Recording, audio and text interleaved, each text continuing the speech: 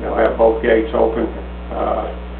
When they start having these things, any other event that they have on the base, when they start doing meandering road, that's going to cause some issues.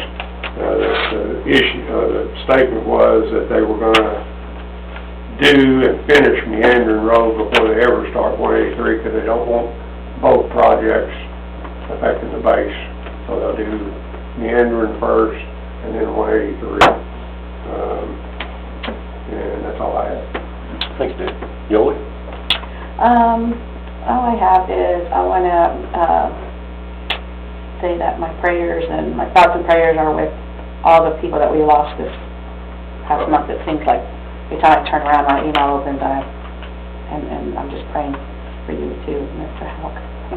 And I've been off since the 6th. I had surgery, and my phone is constantly ringing, or I get emails or text messages from citizens wondering about this, wondering about that. And so, Marvin, thank you for helping me with all that when I have to call you and ask you what is all of this.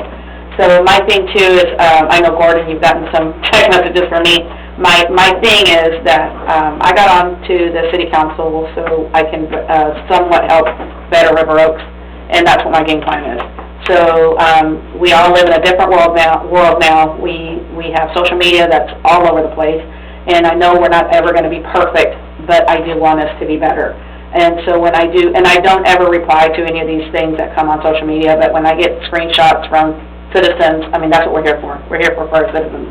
And so when they do something or they say something and it's like a constant battle between whatever department, I am going to bring that up, and that's what I've been doing. And I know Marvin and Gordon, you've been my target this week, I guess, but it's been taken care of. So I just want you to know that that's where that's coming from.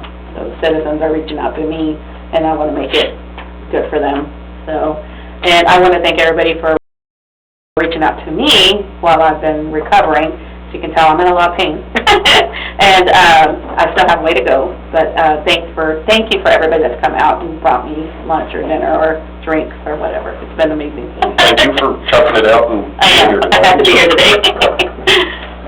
Leanne? No, I got a little fired up. Sorry, y'all. Good. But Fired up is good. I do believe there are little things that, like Yoli said, we have to be better and we have to do better. And no matter how good we are right now. But I definitely believe we have to be unified in our agencies, our boards and committees really need to start working together for answers, so I really hope to see that in the future. But on an exciting note, because I get to be the liaison for the Parks and Board and Recreation, something really exciting occurred at their meeting, and they jumped on an opportunity which we'll present to y'all soon, and I'd really like to sit down with you, Darren, and talk about partnering with the EDC, because it has big implications for everything, but it's through the parks and through the park system. It also possibly includes an answer for the community center, and so, but the opportunity is working with UTA students to do a master plan for our park system and city, but through that, remember, we promised our citizens months ago that we would invite their input on what they wanted for the community center and different things that we wanted. So they have a 3-phase system that they're going to go through, and these are all students that are working on their master's program in city work of some kind, city management of some type. And so, to make a long story short, they do all the work for us under the guidance of professors and very experienced people in this area.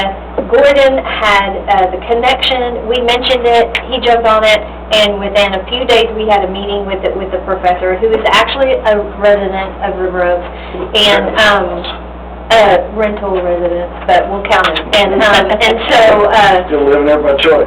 yeah, exactly. I like that. But anyway, so many thousands of dollars that it takes to create a master plan is going to be done for us basically free. Okay, but then the master plan beyond that, the master plan goes into funding for improvements of McGee Park and everything, which he explained how the community center is considered recreation and is, and under the law, it would count as part of a grant if we were looking at, you're a lawyer, he You have to knows change law, all I the parts. correct, no, correct. And, so anyway, this one thing, that the Parks Board and Gordon kind of jumped on, I feel like has the opportunity to open the door for a lot of other things that we've been, talking about and dreaming about, and millions and millions of dollars in grants that will be awarded to us, through the park system, and rehabbing the community center because it's recreation. But anyway, very exciting, more things to come. We just, it was barely an idea, and then Gordon jumped on it and got it started. Very excited about it, so we'll bring more to y'all as that develops, but really, really excited about it. But I also am excited that the components of it require EDC, council, parks and board, and everybody to work together and be on the same exact page with the same master plan moving forward. And so that's exciting too, because I think we have three very creative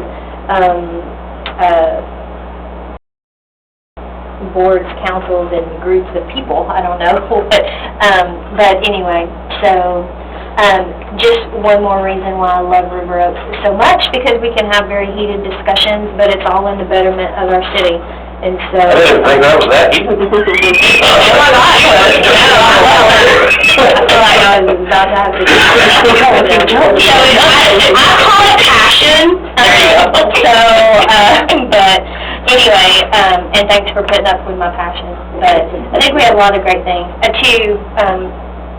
Prayers have been going up for all the lost ones. December was kind of a hard month for all of our friend circles here, but and I love how this community steps up when they need to step up in every single situation, from police department, fire department, all of that. So, Thank you. And, we had them come out, they did not the guy that was on your card there, but UTA did we had to do a comp plan in Rome 4 or 5 years ago, so yeah.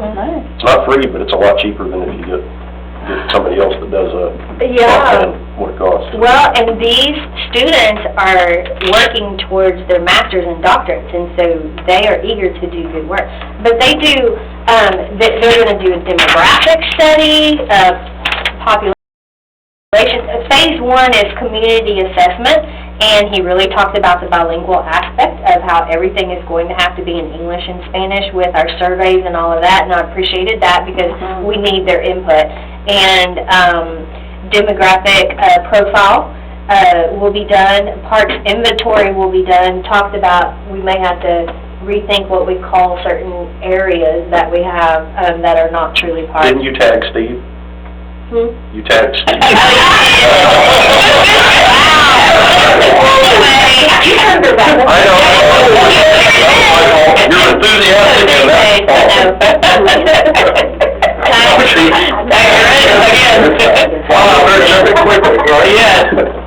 So, it's already been mentioned, we've had a lot of losses. One of those that we've talked about was Greg, and what a loss it's been to him. He was on EDC when we formed it back in 1995, I believe. He and I have been on it consistently ever since then.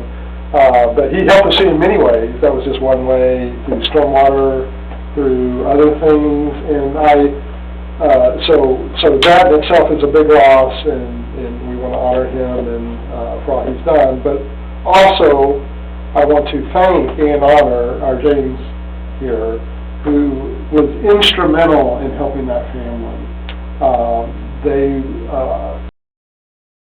Greg, this is from my vision, which is a long ways away from what actually was happening, but he took care of a lot of people, and this came out in his service. We did a beautiful service for him last week. This came out that he took care of a lot of people, but he didn't take care of himself as much as he should have. And, I think that's one reason when we all think we're invincible, and